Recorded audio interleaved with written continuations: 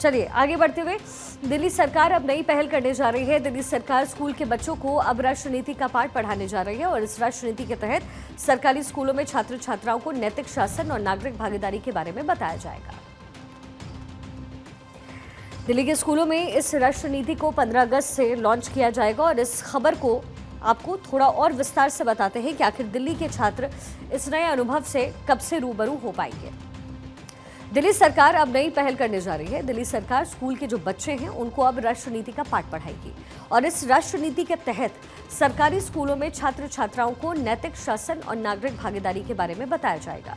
दिल्ली के स्कूल्स में इस राष्ट्र नीति को 15 अगस्त से लॉन्च किया जाना है और इस खबर को आपको थोड़ा और विस्तार से बताते हैं कि आखिर दिल्ली के छात्र इस नए अनुभव को कब से जी पाएंगे।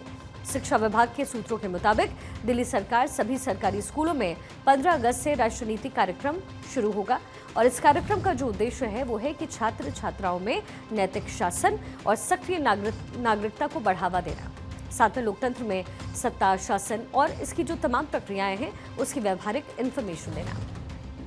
इस पूरे कार्यक्रम के तहत शिक्षा विभाग ने हर स्कूल में कम से कम 7 समितियों के गठन का प्रस्ताव दिया और इनका काम है छात्र छात्राओं को राष्ट्र नीति के उद्देश्य से अवगत कराना, साथ ही विभिन्न गतिविधियों के माध्यम से बच्चों को शासन और सत्ता के व्यवहारिक पक्ष को लेकर जागरूक बनाना। बच्चों में नागरिक जिम्मेदारियों की समझ पैदा होगी। राष्ट्र नीति कार्यक्रम के तहत छात्र छात्राओं में लोकतंत्र, शासन, व्यवस्था, नीति निर्माण और नागरिक जिम्मेदारियों को समझाते हुए इनकी व्यवहारिक समझ विकसित होगी। इसके अलावा प्रस्तावित समितियों में पर्यावरण समिति, एंटी बुलिंग समिति और कैंटीन समिति शामिल रहेगा।